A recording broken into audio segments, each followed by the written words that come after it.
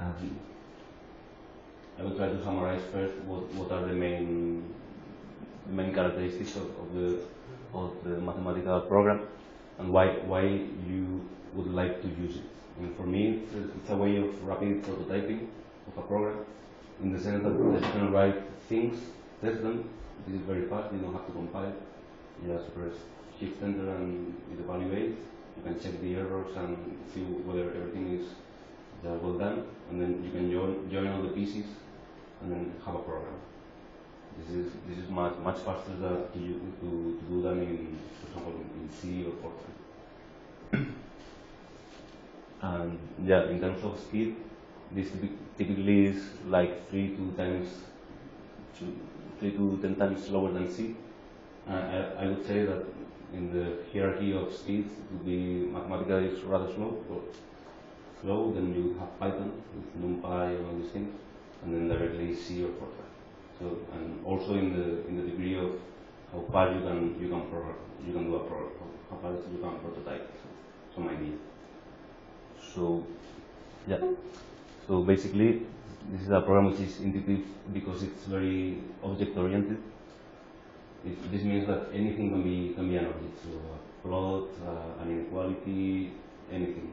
So you just equate something to something else, and if it's compatible, Mathematica will understand it and use it. It's very rapid for prototyping. So what I said, just build, check the pieces, then join, and you have the program. This is, I mean, with a very great distance to any other software, it's the best piece of symbolic manipulation software. Absolutely. I mean, there's no equivalent. Which is something like a disgrace, because this is proprietary software. You can also do very many things with numerics. So I've done many papers with this program, just using numerics, and it can be fast if you do it well. And it's slower than C, for example, but it's good enough for many purposes. It also can be parallelized to as many kernels as you like, typically in the same computer. And I think you can do it with a cluster, but this is harder, and I don't know how to do it.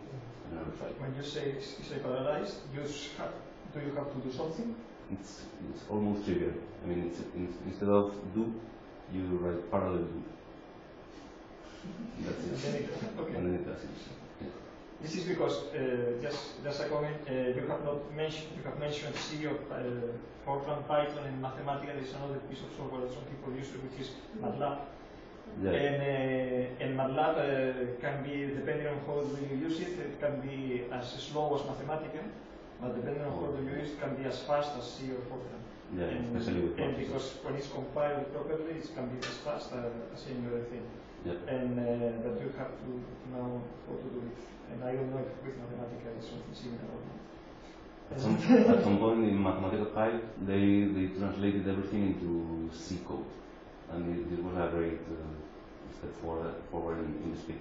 But I think with matrix manipulations, MATLAB is much faster because they use the path, not the state. The problem with MATLAB is that they do not do symbolic stuff, or if they do it, it's not something that they have some matter inside. It's not the same as Mathematica. Yeah. Java is also very fast, from what I see. Yeah, another thing is that, I mean, you can do everything. You do symbolics, numerics, whatever, and then you can also have publication-ready plots with relatively small effort. And it's not going to be perfect, and sometimes it's a pain in the ass, but it's good enough for plots in papers. Also very important is that it has a very user-friendly error handling and notification.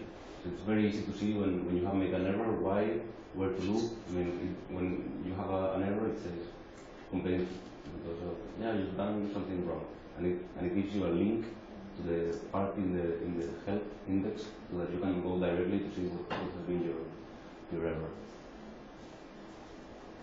In fact, I've learned everything from the help, from the manual. It's very easily accessible. You just press, you put the cursor on a given command, press F1, and it takes you to the help. it's also very clear when you are writing, because variables can be written in Greek with subindices and superindices. Integrals are written, if you like them, with the typical symbol, and so on.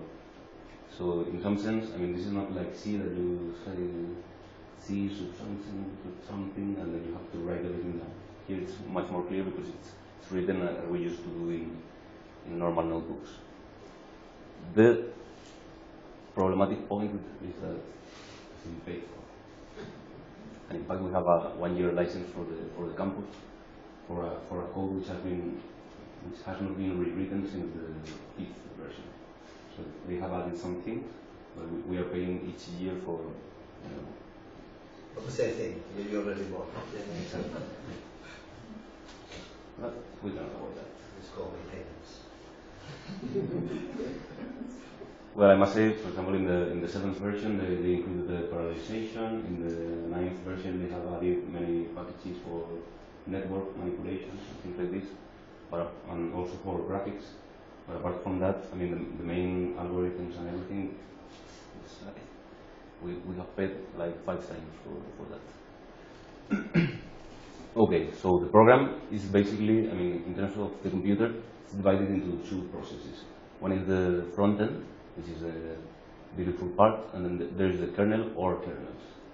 The process is called Mathematica for the front end, and this one is called math kernel. So you will typically have one of these running when you do a top table processes, and then you will have one or several math kernels.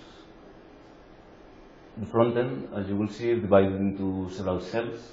So you write things, several lines. This is one cell.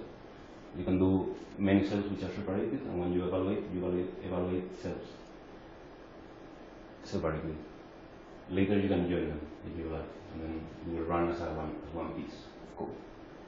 By the way, as you might have read in the announcement, all of this is in my public folder in IFISC server. So all the notebooks I'm going to show now and also this presentation will be in home. Will be or is, because this morning it was. I think no, the files are, but the PDF is not. I will put it. Then in the kernel, there's the memory of all variables which have been already assigned. So when you evaluate a cell, everything which is contained there goes to the memory, which is in the kernel. And the scope of these variables is this kernel, so it's global. So you evaluate one cell, then another one, and everything which is contained will go to the same kernel, and therefore it's accessible to anything else that you do later. And in order to clear this memory, you can either quit the kernel, or just do the variables A, you do clear A. In the case of parallel programming, you launch many kernels, and in case you want to use a common variable for all the kernels, you need to specify with this command, which is distribute definitions. Otherwise, the scope will lie only on each kernel. Okay.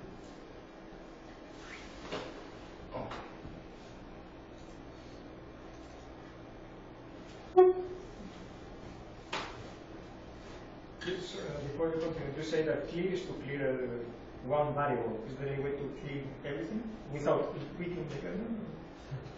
If you want to clear everything, Quit the kernel. quit the kernel. How do you quit the kernel? Evaluation, quit. Or you go to top and kill math kernel. Or you go to the Or flag it. I mean, this is why I said there's a process Mathematica and there's a process math kernel, because sometimes the front end will not respond if you do things wisely. And then you can go to top, which is more efficient, and then you can kill -9 the process.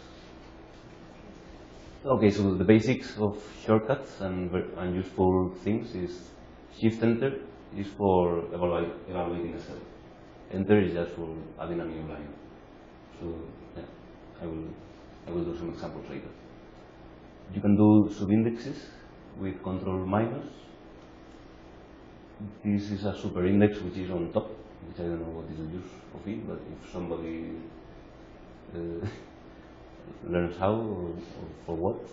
So instead of control plus minus, then you when the next you write is a superindex. Okay. Yeah, for example, I write A, control minus. Yeah. Okay, that's Control 6 is for superindex. So control 6. In the subindex.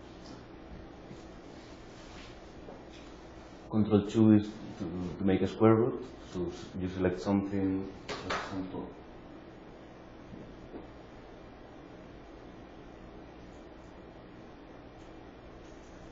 Control 2, then we do a square root.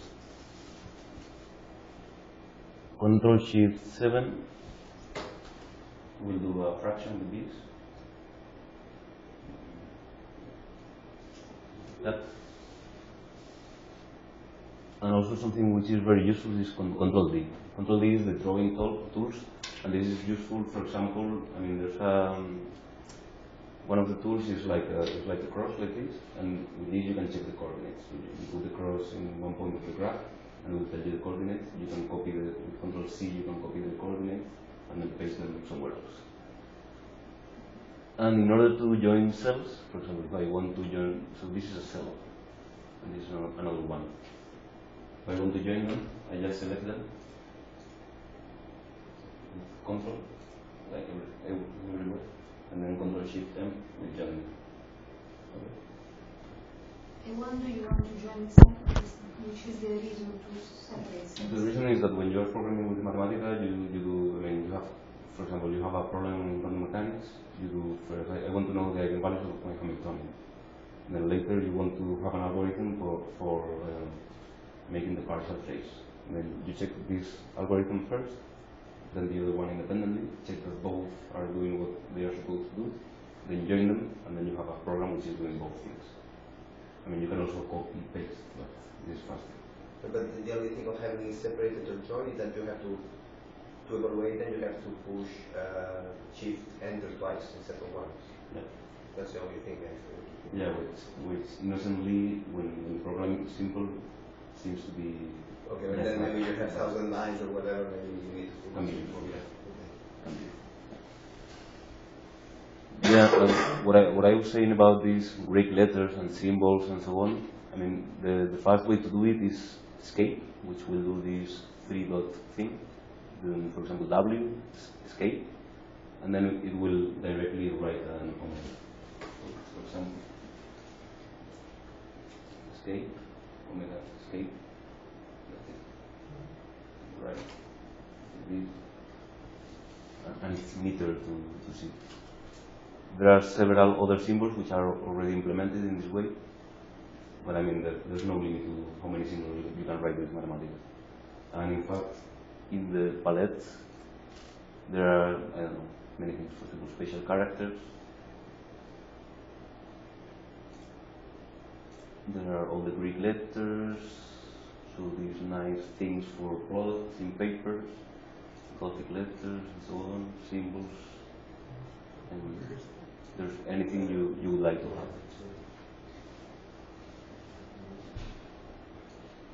There's also all these things for writing matrices with a bracket, with anything.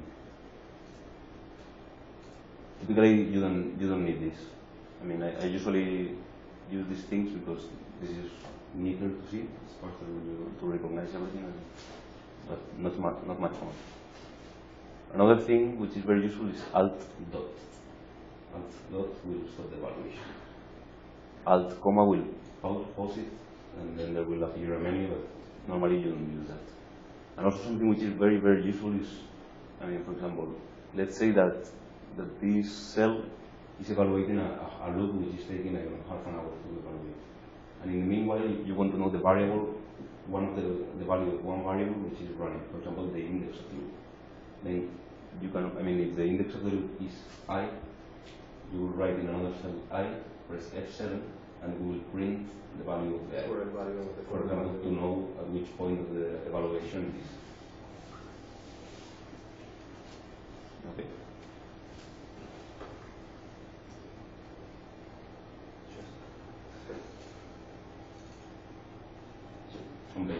Some basics of evaluating stuff. So let's begin assigning a variable with this number. There's some, I mean, there are two ways in which Mathematica can handle things, either symbolically or numerically. Anytime there is a point, or let's say 19.0, which is these two things are equivalent, it will consider the value numerically. Otherwise, it will store the value symbolically. For example,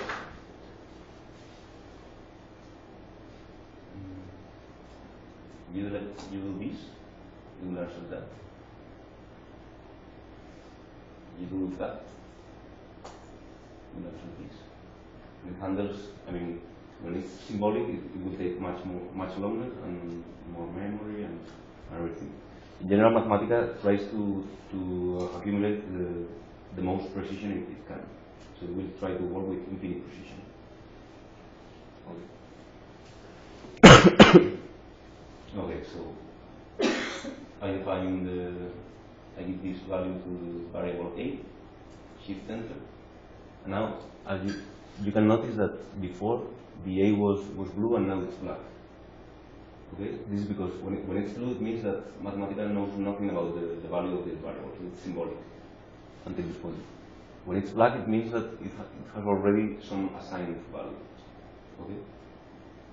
And this is very, very useful because then you know, I mean, for example, that if your program is very long, you can know whether a variable has a given value or not, and whether Mathematica knows about this variable or not. So, but if you call, for example, here, then all variables that will be yeah. blue.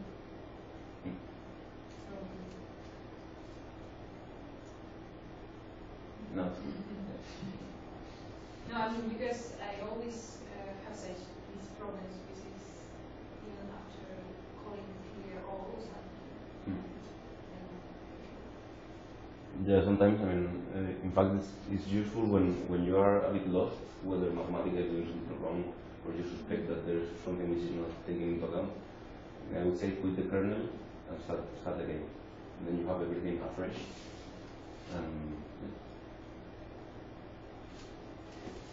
Okay, so also another thing that you can see is that when you do this, I mean, Mathematica assigns this number to the variable and prints it. In order not to print it, you need to put a semicolon. Okay? So if you value this, it just assigns the value. There's something very useful too, is the value chop. So the function chop. It chops this value to this given precision. So since this is 10 to the minus 19, I mean to the 10 to the minus 6, this is 0. Otherwise, it's 10 to the minus 19. This is useful because if you have, for example, this complex number, which is not complex, will be taken into account as complex, but if you do this, we'll take it like that. And then at some point where there are more complex functions and so on, you don't have to deal with complex numbers and so on. You don't have to make Mathematica know that it's dealing with real numbers instead of complex. It's useful for simplification. And chop, where does it cut? When you don't specify? Anything which is 0. Okay. Absolutely 0. So by default is, yeah. So if you have zero real part, it cuts the zero part and non-zero imaginary part, it brings just an imaginary number? Or? Yeah. So it cuts the part that you That's anything which is 0. Because by default, Mathematica will write it like this. I think just because it wants to keep trace of what was the original. And if it was using complex, then we try to write with this, even if it's 0. Okay. Other stuff. So imagine you assign the value of 0 to variable x. You can still use it to define functions. And when you use it to define functions, you have to write this underscore. Remember, this is a typical definition of a function. So f of x with an underscore, double dot equal, which means, in reality this means set delay, and this means that this function is assigned this abstract object, and then only when you call it later, it will substitute fx by this other object. Okay? If you put an equal, it's immediate. I would say that you simply write functions like this, which is the best way to do it. And if I evaluate now this, you see the x has a value, but still the f of y will give you function of y, which because y is unknown, so it's in this sense now it's symbolic. But since x is now with value 0, we will give you the numerical value. Sorry, I don't understand the x and the underscore. What does that mean? It has to do with the x, or no? It's symbolic. This is not x. This is just a symbolic replacement for whatever function is used. It replaces the x which is on to the right, should be. Exactly. So you So have the to x- do it like that. So you put arc tangent of x, you have to put an x with an underscore, and you put arc tangent of y, you have to put a y with an underscore. Okay. Sorry, but if it is complex function, then you cannot, for example, let f from, I don't know, from g, from x, so that g, the mathematical understand that g is also a function, some function from x. You understand what I mean? F is complex function, and f depends not on x only, but also on g. And you do not know this function g. So f of g of x. Yes. I mean, yeah, Mathematica is going to take. I mean, you can do a function of a plot. I mean, whatever is inside the bracket, so f of whatever, this whatever is going to be plugged into arctime. Without knowing. I mean, it's later. It's only later when Mathematica finds whether it's compatible or not with what you are doing. It will complain or not. It assumes nothing about the value. Okay. So you see that f of x has given 0 because x has a value. I'm going to do the clear x. Now f of x will give you the pure function.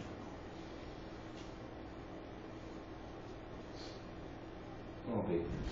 There's another very useful thing, which is this symbol. And this symbol is basically such that. And it's f of x such that x is assigned the value 0.3, so, or tends to, if you want to think of it like that. This will give you the numeric value. Another way of doing it is with this double slash. So this means apply f to whatever is here in front. You will see this later in many situations. This is useful because it's faster to write when you are doing simple things. It's completely equivalent. Yeah. You can also write f of 0.3. Okay.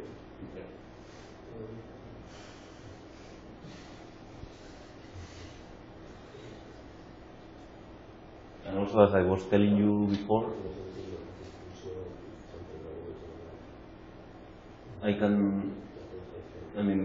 this is an equality.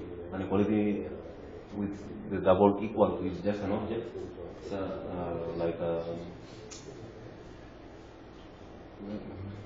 an equality. I mean, it's an object, meaning whether that is equal to that. And this can be assigned to another object which I call equation 1, for example. I can write another equation, It would be the same for inequalities. And I can use, for example, solve to gather these two equations. Notice that, typically in Mathematica it's always capital letter in the beginning of a built-in function, then square brackets to start and end, also these key brackets for lists or collections of objects. And this means solve equation 1 and equation 2 and give me x and y. And it will give you this kind of object. So x has value distinct and y distinct, or this other solution. Okay? If I try to solve this equation, which has a sign in it, Mathematica is not able to solve it like this, so symbolically. But you can solve it numerically, of course. And for solving numerically equations, you use find root. So find root, equation 3, and there are several ways to do this. For example, you give the variable a starting point, and the Mathematica uses a Newton fraction or whatever. You can give 2 points, so that it uses the slope and all these things. So there are several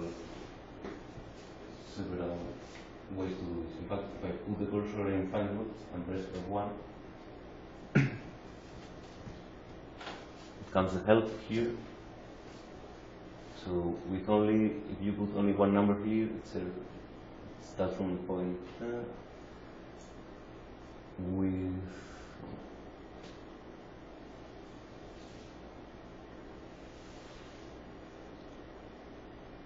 if you put 2 values, try to use the first 2 values, or even the use of derivatives, symbolic derivatives, and so there are many things.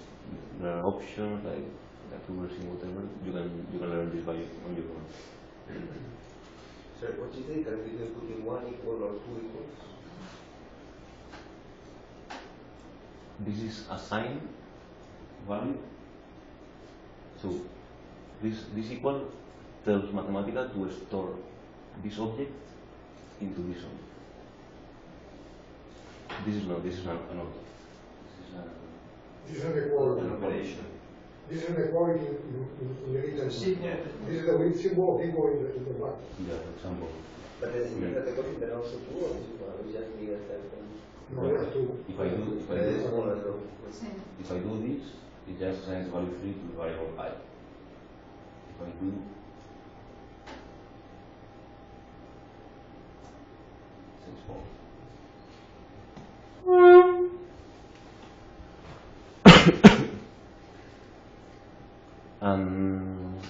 and find root can either work with equalities or equalities like this, or directly with the polynomial itself. So you can put the point 3 to the other side, and then it will understand, find the root, so this is 0, and so on. Okay? So these 3 ways of inserting the equality give the same result. Another thing which is interesting, very interesting, are the simplification abilities of Mathematica. It's very, very powerful. For example, you can simplify this thing by using full simplify.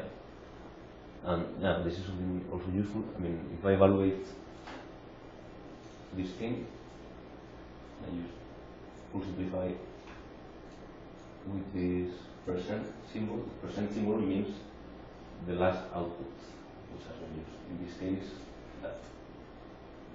Good.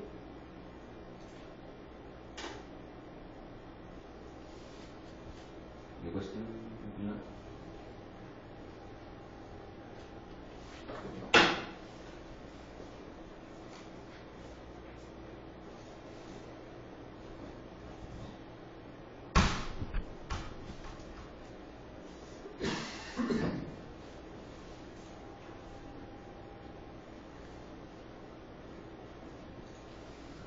Integrals you have probably already used.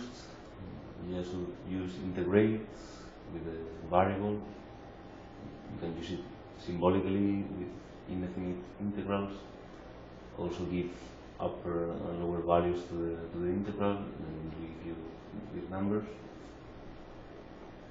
As you can see, it doesn't evaluate the numbers, but now it's working symbolically. If you want to evaluate the number, you use the function n. N is the numerical value of whatever expression is inside.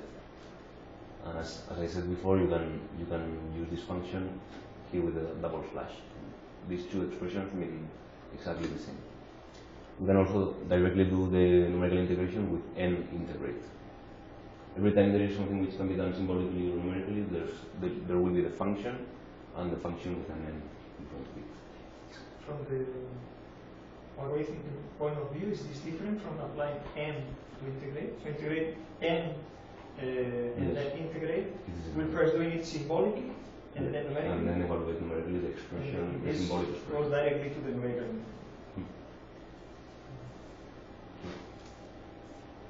Okay, you can also make derivatives.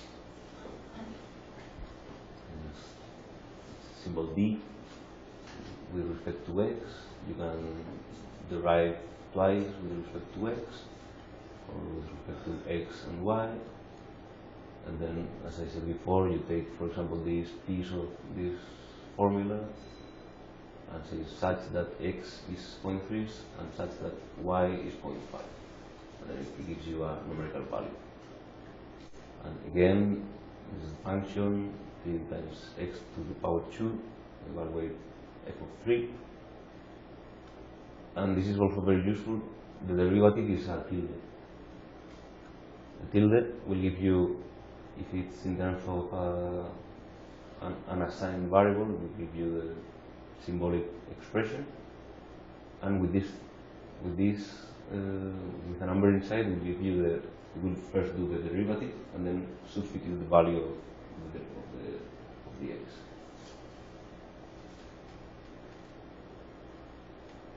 You can also do sums and products like this.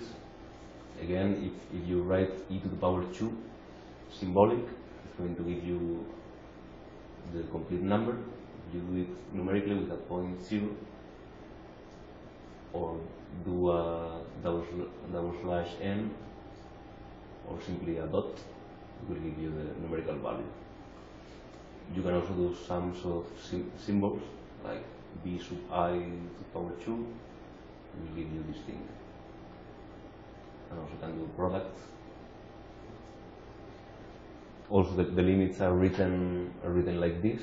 So limit of the function, comma, x going to with an arrow. The arrow you can do it with this thing. And then if you write something after that, it will directly transform into an arrow. But this is just equal as good, so it's the same symbol. Yeah, for example, you can take the definition of the exponential, so it's the limit of this thing when n goes to infinity, either with written like this or written with the symbol. It will give you the exponential. There are other things that are also interesting too, which is, for example, limit of x to the power s when x is going to infinity, but with assumptions. We assume that s is less than 0, the limit is 0. If s is equal to 0, so you see inequalities, equality with double equal, and if s is greater than 0, it gives you infinity. It can also handle directions. So for example, if you have 1 over x going to 0, depending on the direction, so +1 or -1 will give you minus infinity or infinity. The direction, I think, it can be also given algebraically, so x plus something. So in direction it should play more complex things, but I've never used them.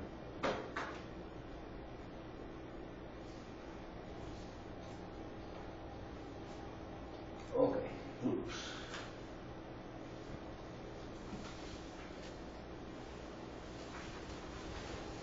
So you can do loops typically with for, do, and while.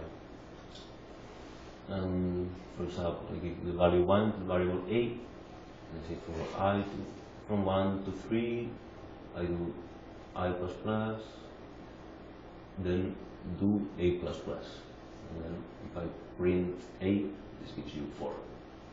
Same thing is when you have line breaks. Line breaks are not taken into account in Mathematica. Okay, so this object is exactly the same object as it. So if I do this, I plus plus and we plus plus. Like in C. sum 1 to the variable a. So the loop is really these three, like in C, C++. This is the range of the looping variable, and this is what has to be done. So you can, for example, plot the Yeah. You can. You can. Typically, I use do because I think it's neater to be written like this. So it's do whatever you want to do, and I is running from 1 to 3. This is equivalent to writing down this one at the end, which means in steps of 1. You write 1, 1, you will higher. Okay? So it's from that to that instead of that. And as before, break lines, so we compare these two, break lines will not affect. And in fact, when you want to do many things inside of a loop, you will have here whatever thing, and then you don't have it like this in a block, which is neater to see. The semicolon at the end of the line, that means anything, or? It means do not print in screen. But if you have several lines, you have to do it at each of the lines. Yeah. If you have in a single line, you only want the end of the instruction. I mean, here, the two are the same, but in the first one, you only put one semicolon at the very end. And in the second one, you put a semicolon after A++, and another semicolon after the second one. Each line, Each line has to have a semicolon. each command you are using, each operation. Otherwise, I mean, this without the semicolon will sum a 1 to A And print it. and print it. And if you take all the semicolon at the end and keep that one, If I take them away, no, if you take the semicolon at the end and leave the one at the I think it will consider these two things as consecutive, but I don't know, this is crazy. And I will have to check.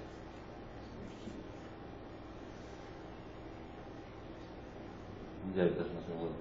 Let's see.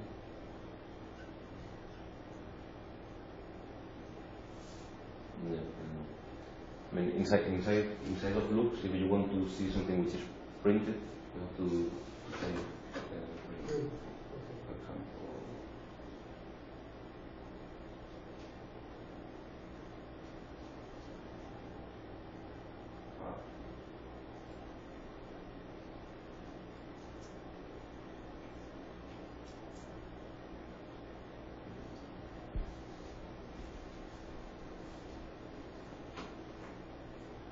There is no comma after the.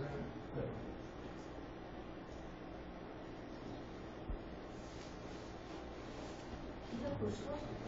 Hmm? Okay.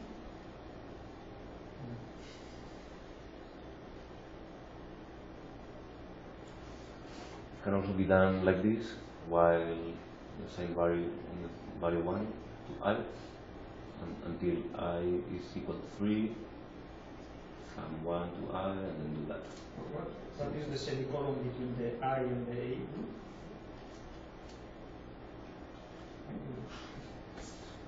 The syntax is like this. So it's different from the for and from the loop. Yeah, because in the 4 are commas only. Yeah. This is why I say that this way of writing things, I think it's much clearer. I never use anything else. But I mean, there are people who prefer this sort of things. So, and this is something which is important. Tables is also a loop. But in addition to looping through the variable I, it stores the values which are printed inside the loop. For example, table from 1 to 3. At each step, I add a 1 to the variable A, and I write this here, meaning print, and it prints this inside of the table. And then the table is storing all the values of A. Okay, and then this is assigned, this table is assigned to the list L. If I do that, and evaluate L, this is what I obtain. This is a table of list. Mathematica, this is a built-in function which is highly optimized, this table. This is probably the most efficient way to do things.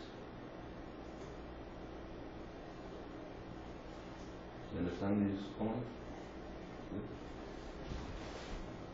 When would you use it? To create a matrix or Yeah. this is usually for? For example, I want to run over the trajectory of a particle. Then instead of doing do from time 0 to time final time, and this is a time step.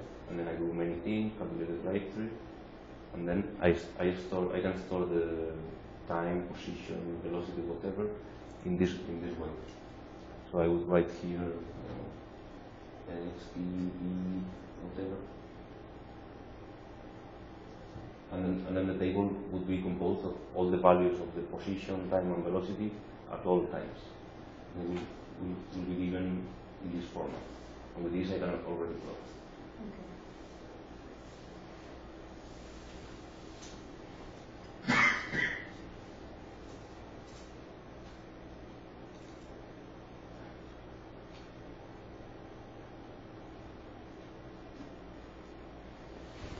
Okay, so the basics of plotting. Plot is for symbolic functions. Okay. So I put a function here from x from 0 to 2 pi, and it plots like this. As I told you before, I select the plot and then do Control D, and this cross here will allow me to see the coordinates. For example, I want to know where is the maximum. I take the maximum as coordinates x equal to 4.7 and value 1, and so on. I can press, and then you see the coordinates, I do Control C, and I can copy them and paste them. Okay. Control C, Control V. Also, there is the three-dimensional plot. Same thing. The range is here, and this you can rotate, see where the minimum and so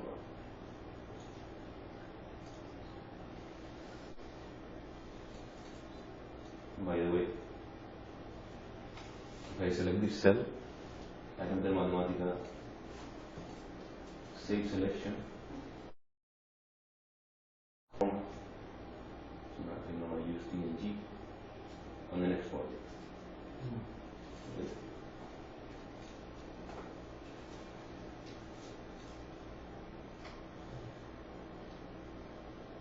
This you can later import it in Inkscape and export it to EPS, and it will have maximum value. You cannot export it directly in EPS or... No, because the EPS exporter of Mathematica is So it has to be PNG and then... I think it's the best combination. Which And one? PDF? PNG? But that's not But vector form. this is an image. There's no proper vector format export. Maybe PDF or anything. PDF was there. There are many formats you can choose. I don't know if you can SVG is also vector. SVG. I think if you export it to PNG and then in Inkscape, you can ungroup all the things. And if I remember correctly, you can work separately, and you can now increase the size of the coordinates of the values, things like this by separately, I think. Or maybe it's when Inkscape exports EPS, then you can later do that. Is this why you want a vector form? Well, the vector form, for any publication, smaller size, better quality. Well, this PNG is very good quality.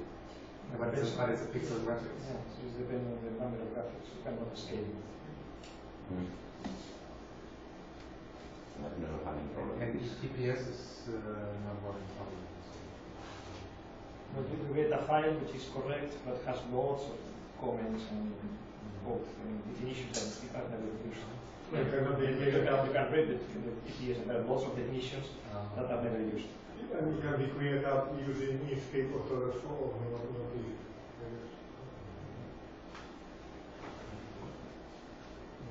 And PDF, because PDF is one of the options. No? Yep. PDF is also vector format.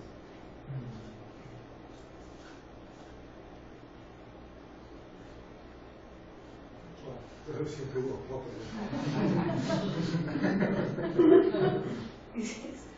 Probably PNG now. I've done many plots for papers with PNG and NPS, so we have a lot of quality out of it. Maybe depending on the type of plots. Okay, so yeah, you can give many options. Anything you probably want to have, like axis labels, XY, so you will plot XY, then you can like modify the size and format and fonts and so on. You can also say that it doesn't use the mesh, these lines, and also a color function. There are many color functions. If we do another lesson, I will insist on many of the possibilities. I will show you some pictures which I have done for papers and all the options and so on. You can also do contour plot, again the ranges and so on. There's also the possibilities, more complex, but it can be done to have a bar here with the color code and so on. You can also increase the thickness of the lines, the thickness of the fonts, colors, of everything, and so on. One thing which is useful too is parametric plot. Parametric plot would, in this case, three-dimensional. What it does is, for the ranges of these variables, it runs this coordinate, which is assigned value cosine of theta, sine of theta, and z. In this case, it plots a cylinder. If you want to do a spiral, it would be like this, for example.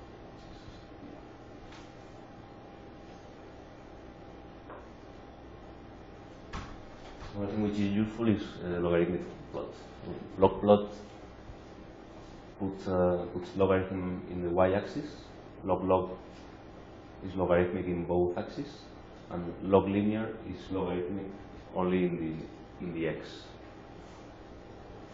Okay, so you can do all the combinations. Also, you can plot. So you can have numerical lists of points and then plot them. And this is done with lists plot. So, for example, lista is a list which is made by a table. This would be better have that. So it stores pairs of x and value of the function. And then the first plot is just a list plot of this thing. You can choose to join the points, join through, which is this plot, or you can choose to have both.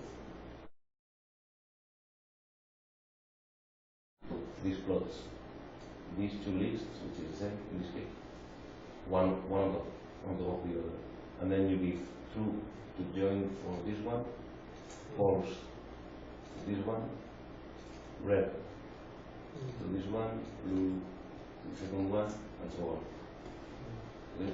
I mean, this bracket thing is always the same for plots. So you have three plots in the same graphic, you sequential values of each option of the graphics.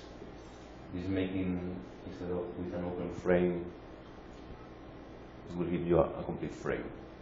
And you can choose whether this frame has ticks or not, or how many, where to put numbers or not, everything. And yeah, you see the, so join true false, red blue, this gives you this graph. Okay.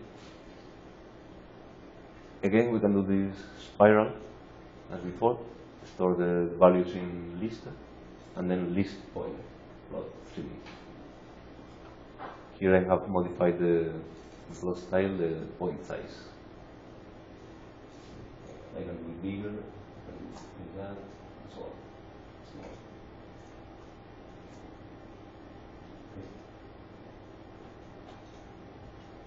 Now,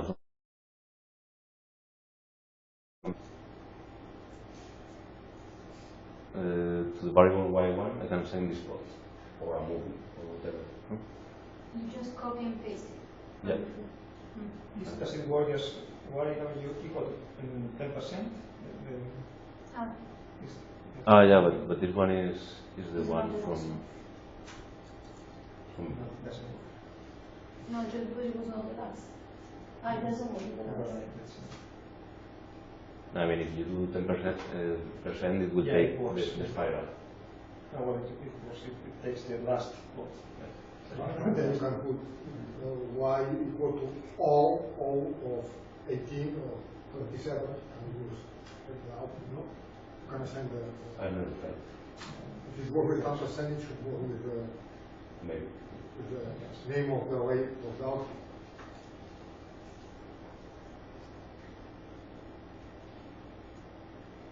Yeah. Right.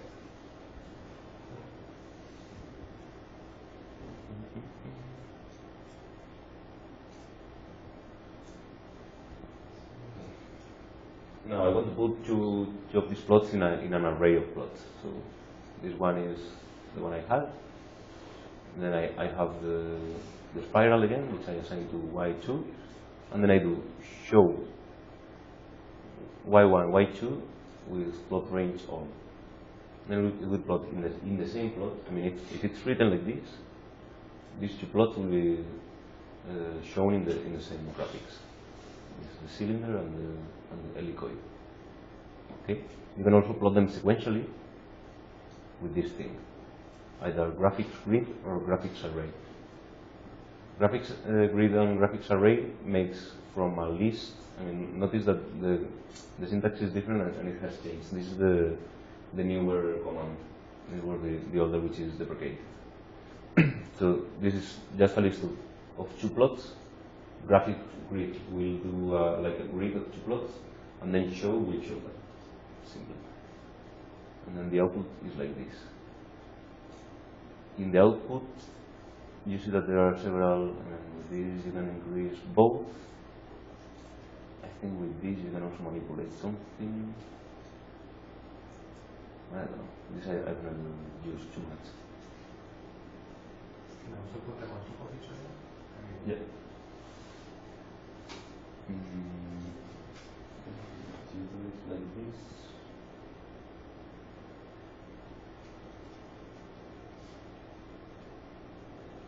oh, I mean, with this you do like matrices of plots.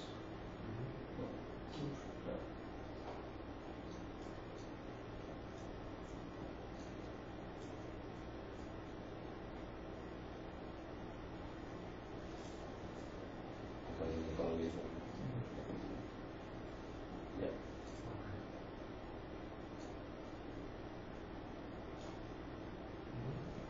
And you see the logic. I mean, this is a matrix. You will see later the matrix manipulation, but this is like the first row, has only one element, second row. Would you say that one of them is deprecated? Graphics array. So it's the other, it's another way. So which is there is one which is obsolete, or both are working? Array, graphics array is obsolete. And it Mathematica automatically switches to graphic grid. But I always use graphics array because I'm an old guy.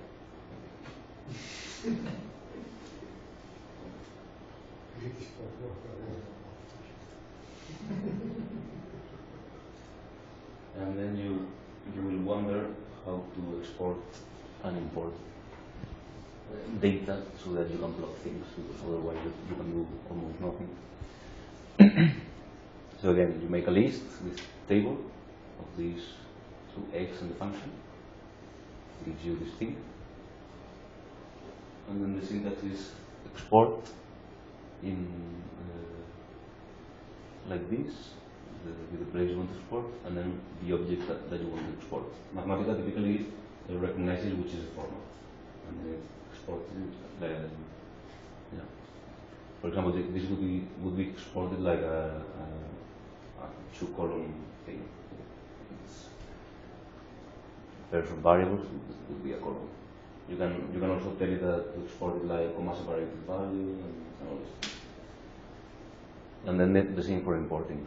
Here you say L is to be assigned whatever is written in this file, and then you receive back this thing and you can plot it.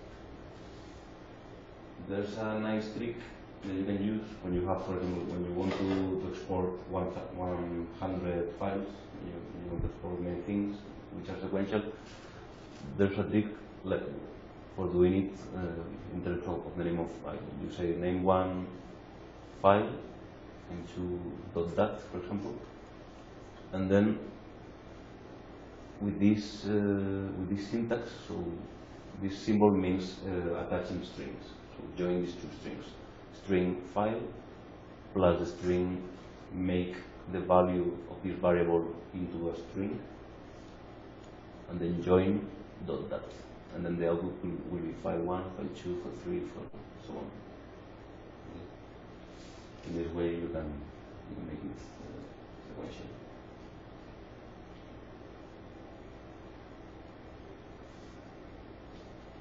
Is it just doing the name? Yeah. Then you need to insert something else. Yeah, let's imagine that you have a list of a sequence of lists, which is L sub 1, L sub 2, blah, blah, blah. Then you could do, for example, export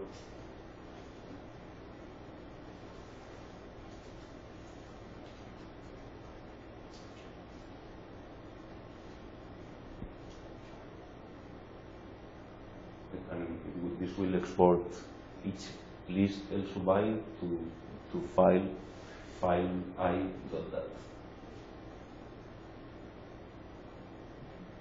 For example, imagine you have 1,000 trajectories for one for each particle, and you want to store them separately files.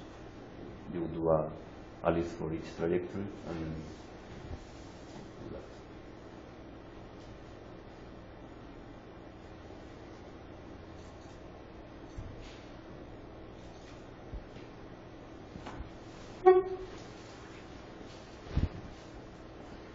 Okay. So matrices. I think this is one of the best things of Mathematica. For example, let's define the Pauli matrices. They would be defined like this. So 0, 1, 1, 0, and same here. So this. And if you want to print them in a nice form, you say matrix form of this matrix, and then it plots this nice thing. If you want to access elements, for example, element 1, 2, notice that this is not the typical C way of assigning. So the first element is 1, not 0. So in sigma y, the second element of the first row would be -1, -I. The first of the second of the first of the second would be I, and so on. The next part of Mathematica is this kind of things, in fact, which aren't, with typically other software packages cannot do that. For example, matrix exponential cannot be done with other software. See, for example, if you want to make a rotation of an angle phi over the x-axis of a two-level system, will give you directly the matrix. You can also do power, so sigma x to the power 2 is the identity, as you all know. You can also do functions. So I define a function which is just what I said before, the exponential of I x theta, and then I say matrix function, apply f to sigma x. We'll do this in a very quite lousy way, but then if I full simplify this object, it will give you the same matrix as before. This is nice because it diagonalizes the matrix, makes the function over the eigenvalues and then reverts back to the diagonalization so that you are in the original basis. So What's your experience? Does it still work efficiently for very big matrices? I don't know. Typically you in your program. You do these ones and then substitute values on whatever the output has been. So you obtain this symbolically, simplify it as much as you can, and then you do something which is compile function, something like this to optimize it, and then give numerical values. And then when you give numerical values, it's when it's intensive. You do loops or scans over many parameters, something like that. But I mean, I wouldn't do this numerically all the time. So we will try first to do it symbolically and then. At the beginning, you don't need to use the least common you introduced before to the matrix. You just write it with the parentheses and it's okay. You can also do it with table. It will also do the table. Yeah. Okay. Yeah, in fact, what table is doing is run over the loop variable, starting with a bracket, and then store first pair or first three things, and so on, comma, next thing, then close.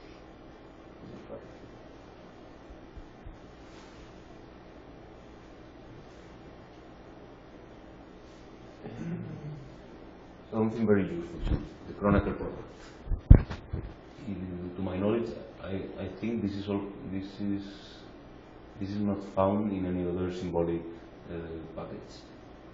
So the outer product means just so if you have two level systems, this would be sigma x of 1 times sigma x of 2. So tensor product will give you a 4 times 4 matrix.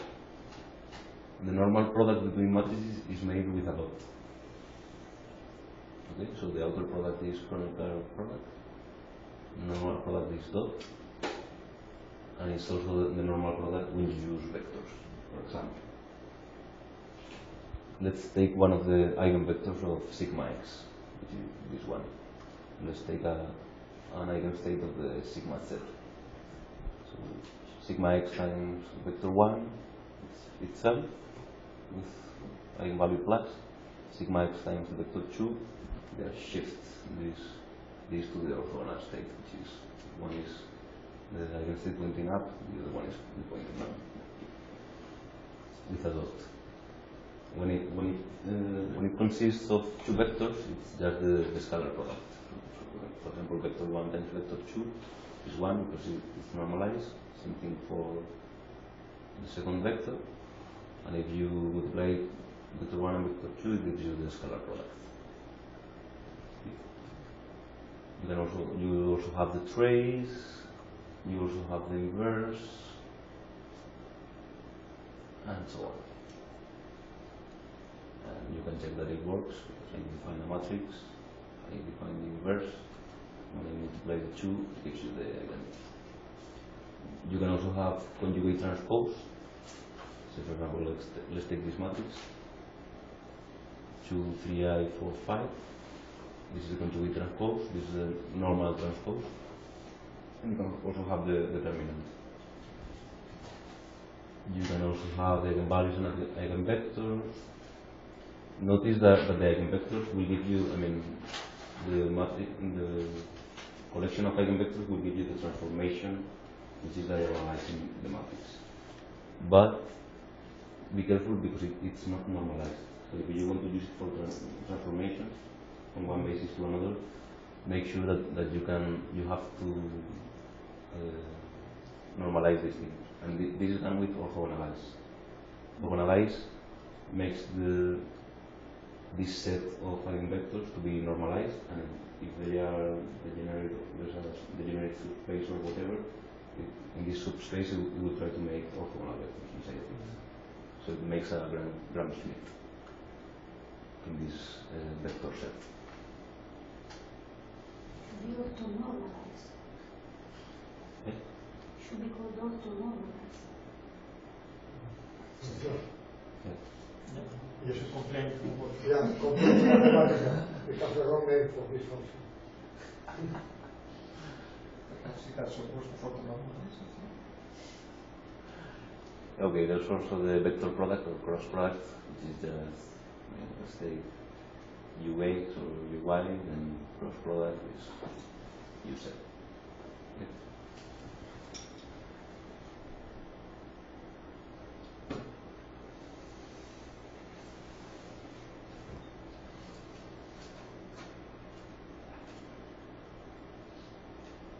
It's getting boring because it's more than an hour.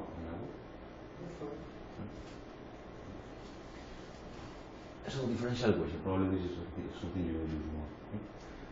The differential equations are solved with dsolve. So you remember solve was for solving equations, this is for differential equations. And you just write with tildes how many derivatives, for example this is a harmonic oscillator, this is a double equal, and then solve for the variable x of t and the running variable is t, let's say. And then the Mathematica, since you haven't given him the initial conditions, we will write it like this. So x of t is a constant times cosine of omega t plus another constant sine of omega t. Okay? You can also give same thing. Notice these brackets. So in these brackets you give the equation and the conditions, and then close the brackets. The conditions are x at 0 is x0, the derivative, time derivative of x at 0 is b0,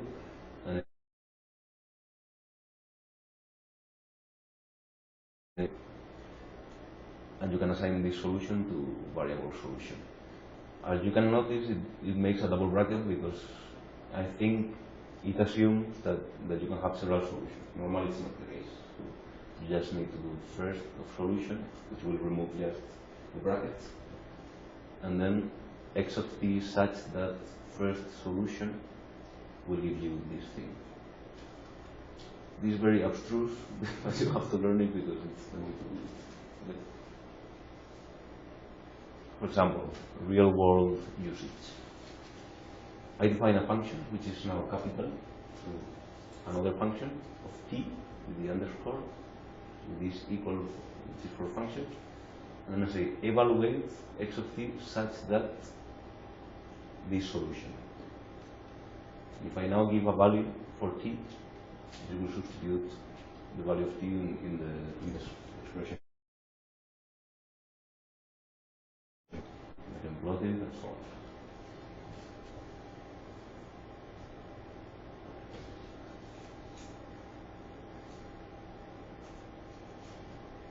Same thing if you have two harmonic oscillators, for example, x1, blah, blah, coupled to x2, x2 is coupled to x1, I give the initial conditions, and then solve it for x1 and x2 with the running variable t. I will give you this thing, which is huge, but it's exactly the same as before. We can also solve partial differential equations, which in this case, I mean, you have seen that this tilde is used when the function has only one variable, then it knows with respect to what to differentiate. If you have several variables like f of x, y, you need to say d of that with respect to x. This is something like that. The derivative of x with respect to y is equal to blah blah blah blah. Then solve me f with the variables x, y, and then it will give you this stuff. You can also solve recurrence relations with R solve. Exactly the same thing. Here there's also this constant which give a value. Now numerically. Numerically you have to make sure that whatever you put inside of the command has numerical values, otherwise it will give you an error.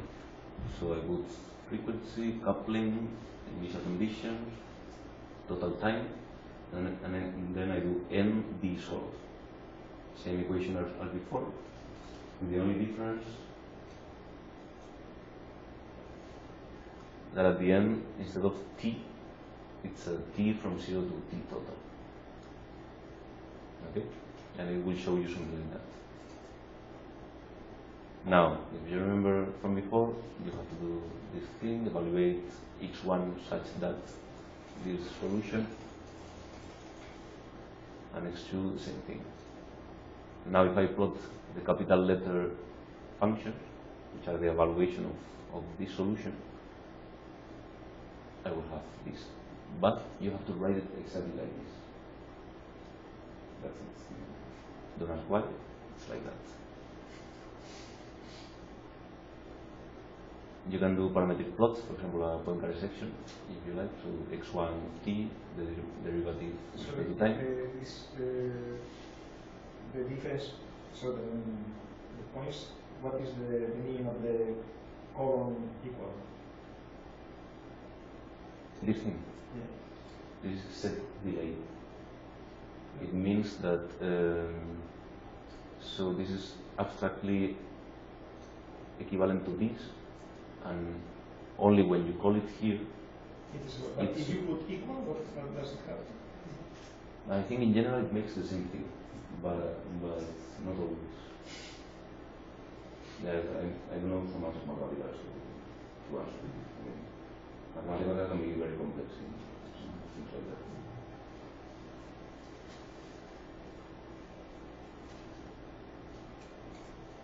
Yeah, so this would assign to the x, it will assign the position, to y the velocity with a parametric plot. Okay. And we finish with something that some people might find useful. So, I don't know so much of this because I don't use it much. I know that you can build graphs from adjacency matrices.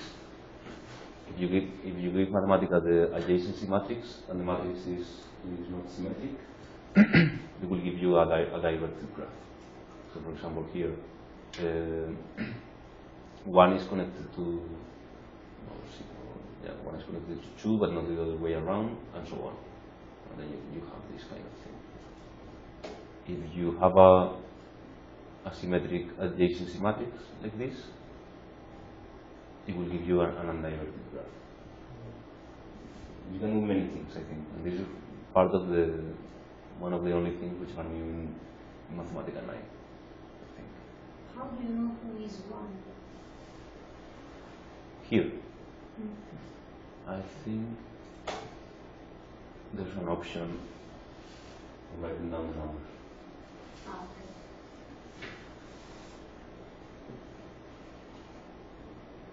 Which one of this says HL? It's okay to do V8 instead of.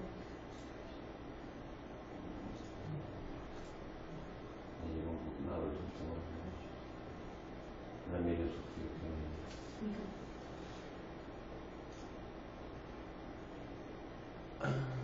yeah, for example, this is a connector delta is like the discrete delta.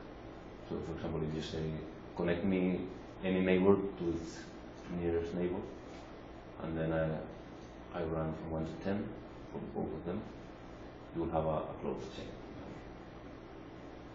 I can do the same with next neighbors also. You have that. Another way of building the graph is with these symbols. The symbols mean not directed edges. You can also have a symbol for directed edges. I do this, and it plots that. How do you type these symbols? How do you type the word? ESC, U-E-ESC. U-E? Oh, I see. And there's also directed edge. Yes. Then you can find communities. You can plot the communities it has found, like this. Me, this was the paper. And this is new in the last version of Mathematica. By the way, the one that we have as the license of campus is the last version. We have that. I have the 18 computer because I didn't calculate it. Yeah, and next lesson, if you are interested still, I will give you some more advanced things like real world usage, some examples like Santana and plots. And when will it be? According to the people I asked, next Thursday maybe. Up to the people. I mean, next Thursday is okay. Next Thursday is the open day. Open. Yes. Next in 2 days or next in No, weeks? next week. In the following week? We have the open day. Is the open day? Friday All or afternoon. so the Friday after Actually, or there is no seminar because there is the thesis on Monday, so it can be before Thursday. If you. yeah, but you are not here. That's not good. There's most of the others. No, But it there could be is an Friday. option. It could be Friday. And the other thing was if it can be a little bit before, because Rosa and Lamia couldn't do it together. If you can start instead of 3:30, you can start a little bit before. There were other constraints to start before or Anything. maybe. Can you start You before? prefer. I'll try to start any day. Any days. Well, he had a preference and nobody else said anything. Also next week I will be teaching also. I was teaching in the afternoon, the master. Okay, and then we can check. I mean, you can send me slots by email.